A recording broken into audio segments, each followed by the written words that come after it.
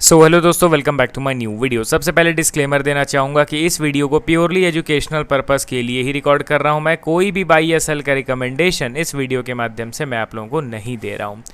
And दोस्तों, एक paid Telegram group मैंने ओपन किया है जिसमें आप लाइव मेरे साथ वन ऑन वन इंटरैक्ट कर सकते हो, किसी भी स्टॉक के टेक्निकल या फंडामेंटल रिलेटेड डाउट को पूछ सकते हो। एंड ग्रुप ज्वाइन करने के लिए आपको वन टाइम का पेमेंट करना होगा 3999 रुपीज़ का, एंड उसी के साथ आपको लाइफ टाइम का सब्सक्रिप्शन मिल जाएगा। ग्रुप ज्वाइनिंग लिंक वीडियो के डिस्क्रिप्शन बॉक्स में दिया गया है, वहीं पे मेरा ईमेल आईडी भी मेंशन्ड है।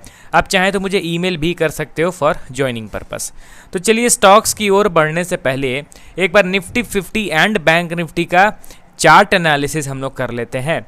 आज अगर आप ध्यान से देखोगे तो निफ्टी में एक अच्छा खासा सेलिंग हुआ है। देखिए, आपको इसके ओवरव्यू को समझने की ज़रूरत है। यहाँ पे शॉर्टर टाइम फ्रेम यानी 15 मिनट के टाइम फ्रेम को मैंने ओपन किया है। आप यहाँ पे सबसे पहले major resistance and support level को ड्रॉ कीजिए। ये हमारा मेजर रेजिस्टेंस लेवल है जहाँ से रिसेंटली सेलिंग स्टार्ट हुआ था। ये हमारा अच्छा मेजर सपोर्ट लेवल है जहाँ से मल्टीपल टाइम्स निफ्टी ने बाइंग मोमेंटम शो किया है। ठीक है, अब ये दो इंपॉर्टेंट लेवल्स हैं। एंड बीच में आप देखोगे तो यहाँ पे अगेन एक छोटा सा लाइन मैंने ड्रॉ किया है। ठीक है, ये रीसेंट सपोर्ट है। अब मैं चार्ट को जूम इन करता हूँ, इट मीन्स टाइम फ्रेम को छोटा करता हूँ। तो टाइम फ्रेम जब मैं छोटा करता हूँ तो देखिए ये वही छोटा सा सपोर्ट लेवल जो मैंने ड्रॉ किया था, ये वो है। ठीक है, 10 तारीख को आप देखोगे तो यहाँ से निफ्टी में बाइंग हुआ था। 13 तारीख को गैप डाउन ओपन हुआ था, अगेन शार्प बाइंग। 14 तारीख को गैप डाउन ओपन होने के बाद नीचे गिर गया था। 15 तारीख को आप देखो तो आज के दिन गैप अप हल्का सा हुआ, शार्प बाइंग हुआ, फिर गिर के एट द एंड उसी सपोर्ट लेवल पे आ गया। अब आप देखिए कि इस सपोर्ट लेवल पे मल्टीपल टाइम्स मार्केट हमारा रेस्ट लेता हुआ दिखाई दे रहा है। अगर इन केस कल गैप डाउन होता है, ध्यान दीजिए, अगर इन केस कल गैप डाउन होता है then chances are pretty high कि ये गिरता हुआ अपने मेजर सपोर्ट लेवल पे आएगा। मेजर सपोर्ट आपको याद है ना, वो गैप का लेवल 23,800, उस लेवल पे आने के चांसेस बढ़ जाएंगे। और अगर गैप अप ओपन होके शार्प बाइंग आ जाता है तब तो वेल एंड गुड, तब तो ये रेजिस्टेंस लेवल का ब्रेकआउट होने के चांसेस बढ़ जाएंगे। आप यहाँ पे देखिए तो ये एक रेजिस्टेंस है जहाँ से मल्टीपल टाइम्स मार्केट में रिजेक्शन हो रहा है, उसी तरीके से ये इंपॉर्टेंट सपोर्ट लेवल है। तो कल का दिन बहुत ज़्यादा इंपॉर्टेंट रहेगा क्योंकि ऑलमोस्ट देखा जाए तो 4 दिन हो चुके हैं बाजार को इस छोटे से टाइट कंसोलिडेशन जोन के अंदर ट्रेड करते हुए। तो बहुत जल्द इस जोन से बाहर निकलेगा, ऐसा मुझे पर्सनली लग रहा है। एंड अगर आप बैंक निफ्टी के चार्ट को देखोगे तो आपको पता चलता है कि बैंक निफ्टी भी अपने जोन में ही कंसोलिडेट कर रहा है। यहाँ पे देखिए तो ये कंसोलिडेशन जोन है। ये जोन बना कहाँ पे है? रेजिस्टेंस लेवल पे। इसी लेवल से पिछले बार एग्रेसिव सेलिंग हुआ था ना, मई मंथ के अप्रॉक्स में, अप्रैल के एंड में। तो अब उसी रेजिस्टेंस लेवल पे टाइट कंसोलिडेट कर रहा है। अब ये कंसोलिडेशन जोन का अगर ब्रेकडाउन मिलता है तो शॉर्ट टू मीडियम टर्म के लिए मार्केट हमारा बेयरिश हो जाएगा। उसके अकॉर्डिंगली फिर स्टॉक्स का भी टेक्निकल एनालिसिस हम लोगों को करना होगा। तो चलिए, मेजर इंडेक्स का एनालिसिस हम लोगों ने किया। दोनों ही इंडेक्स एक जोन के अंदर ट्रेड कर रहे हैं, तो बस इंतज़ार रहेगा जोन से बाहर निकलने का। उसके बाद क्लियर कट इंडिकेशन मिल जाएगा कि एक्चुअली हमारा जो बाज़ार है वो किस दिशा में जाने वाला है। तो अब चलिए बढ़ते हैं हम लोग स्टॉक्स की ओर। पहला स्टॉक हमारे लिस्ट में आपके सामने है एस्ट्रल लिमिटेड। करेंटली देखा जाए तो 1358 के लेवल पे ट्रेड कर रहा है। आज फ्लैट कारोबार हुआ है। फंडामेंटल्स में कोई मेजर चेंज नहीं आया है। वो डीमर्जर न्यूज़ के चलते स्टॉक में लिटिल बिट करेक्शन हुआ था, बट उसके अलावा फंडामेंटल्स में कोई मेजर चेंज नहीं है। अब इसके टेक्निकल पार्ट को बाद में मैं कवर करूंगा, उसके पहले एक बार इसके शेयर होल्डिंग पैटर्न पर नज़र डालते हैं क्योंकि जून मंथ का लेटेस्ट म्यूचुअल फंड का डेटा बाहर आ गया है। यहाँ पे आप देखिए mutual fund June 2026 share holdings end fund action in astral का जून मंथ में क्या रहा है म्यूचुअल फंड्स के द्वारा। तो जब मैं इसको स्क्रॉल करता हूं तो आपको दिख जाएगा कि जून मंथ में अप्रॉक्स 5,69,000 शेयर्स की नेट बाइंग की गई है बड़े प्लेयर्स के द्वारा। म्यूचुअल फंड्स की मैं बात कर रहा हूं।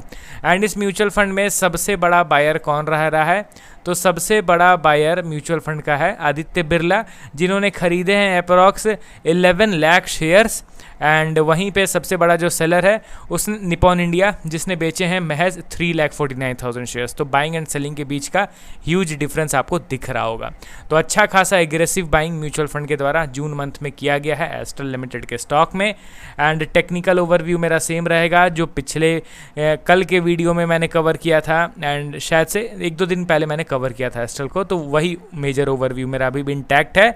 ये इंपॉर्टेंट सपोर्ट है 1225 के अप्रॉक्स में, जिसका फर्दर ब्रेकडाउन मैं एक्सपेक्ट नहीं कर रहा हूँ। अब ब्रेकडाउन हो जाएगा तो बात अलग है, बट मैं नहीं यहाँ पे उम्मीद करके चल रहा हूँ कि ये इस सपोर्ट लेवल का ब्रेकडाउन कर दे। एंड अभी के टाइम पे परफेक्ट वैल्यू इन्वेस्टिंग वाले लेवल पे भी ट्रेड कर रहा है। अगर मुझे कुछ शेयर्स खरीदने रहते तो नो डाउट मैं स्मॉल क्वान्टिटी ज़रूर ऐड ऑन करना प्रेफर करता, even when price action has not been formed yet. अब बढ़ते हैं, चलिए हम लोग अगले स्टॉक की ओर। हमारे लिस्ट में आपके सामने है केन्स टेक्नोलॉजी लिमिटेड। एक समय था जब 90 डिग्री में मूव करता था, अभी अच्छा खासा गिर गया है, तो लोग इसको इग्नोर कर रहे हैं या फिर कुछ लोग ट्रैप वाला भी महसूस कर रहे हैं। करंटली 3338 के लेवल पे ट्रेड कर रहा है। आज के दिन 1.5% का माइनर तेजी भी हम लोगों ने देख लिया। करेक्शन तो ज़रूरी था दोस्तों, जिस हिसाब से ओवर स्ट्रेस्ड बाइंग हो रहा था, आज नहीं तो कल स्टॉक में तो गिरावट होना ही था। पी रेशियो 200 के पास चला गया था, अभी गिरता गिरता 60 पे आ गया है, तो वैल्यूएशन में अब डिसेंट करेक्शन भी हो गया है। एंड यहाँ पे टेक्निकल पार्ट से पहले अगर इनके जून मंथ के म्यूचुअल फंड के डेटा को अगर चेकआउट किया जाए तो पता चलता है कि अभी बड़े प्लेयर्स कुछ खास इंटरेस्टेड नहीं है, स्पेशली म्यूचुअल फंड्स। मई मंथ में देखोगे तो अप्रॉक्स 13 लाख शेयर्स बेचे गए थे म्यूचुअल फंड्स के द्वारा, एंड जून मंथ में 6,30,000 शेयर्स। तो अभी भी एग्रेसिवली बाइंग हो रहा है बड़े प्लेयर्स के द्वारा म्यूचुअल फंड्स की अगर मैं बात करूं तो। एंड टेक्निकली अगर आप इसके चार्ट को देखोगे तो आपको पता चलता है कि ये अपने 0.6 वाले लेवल पे है। मैंने मल्टीपल लेवल्स आप लोगों को ड्रॉ करके बता दिया है थ्रू फिबोनाची रिट्रेसमेंट। अब इन लेवल्स को के भरोसे ही हमें टिकना है, एंड इन लेवल्स पे जब कोई प्राइस एक्शन बनेगा तो एक होप क्रिएट होगा। हालांकि करंट मार्केट प्राइस भी प्रेफरेबल है फॉर लॉन्ग टर्म इन्वेस्टमेंट। ये मैं अपना पॉइंट ऑफ व्यू बता रहा हूँ, मैं डायरेक्टली आपको ये कमांड नहीं कर रहा हूँ कि आप खरीद लो या फिर आप किसी पर्टिकुलर स्टॉक को बेच दो, नहीं। ये मैं अपना एनालिसिस आप लोगों के साथ शेयर कर रहा हूँ। मेरे वीडियोस को रेफरेंस के तौर पे देखिए, बट मेरे वीडियो को देख के डायरेक्टली बाई या सेल मत कीजिए, क्योंकि एनालिसिस आपका खुद का रहेगा तो आप वोलेटिलिटी में स्टॉक को होल्ड कर पाओगे। किसी दूसरे के एनालिसिस के भरोसे खुद आप स्टॉक में बाइंग सेलिंग करोगे तो थोड़ा भी स्टॉक वॉलेटाइल होगा, आप खरीद नहीं पाओगे, होल्ड नहीं कर पाओगे, एंड कुछ गलत डिसीजन ले लोगे। समझ रहे हो ना। अगला और लास्ट स्टॉक हमारे लिस्ट में KPIT टेक्नोलॉजीज लिमिटेड 552 के लेवल पे ट्रेड कर रहा है। इसके जून मंथ के अगर हम लोग म्यूचुअल फंड के डेटा को चेकआउट करते हैं तो पता चलता है कि इस स्टॉक में भी हम लोगों को एक सेलिंग देखने को मिल रहा है। Approx 13 lakh shares mutual funds ने बेचे हैं जून मंथ में KPIT टेक्नोलॉजीज़ का।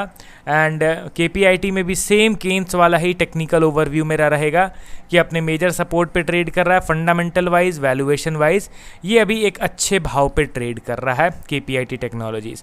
भले ही यहाँ से ये और ज़्यादा नीचे गिर जाए, बट यहाँ से मैसिव करेक्शन या फिर बड़ा करेक्शन इस तरीके का एक्सपेक्ट नहीं कर रहा हूँ मैं। इसके बाद भले छोटा डाउनफॉल भले आए, बट अगेन इस सपोर्ट को ब्रेक करके बड़ा एंड मेजर करेक्शन में उम्मीद करके नहीं चल रहा हूँ। तो चलिए टोटल 3 स्टॉक्स का म्यूचुअल फंड का डेटा मैंने आप लोगों को दिखा दिया। मिलता हूँ नेक्स्ट वीडियो के साथ। Okay then, bye bye.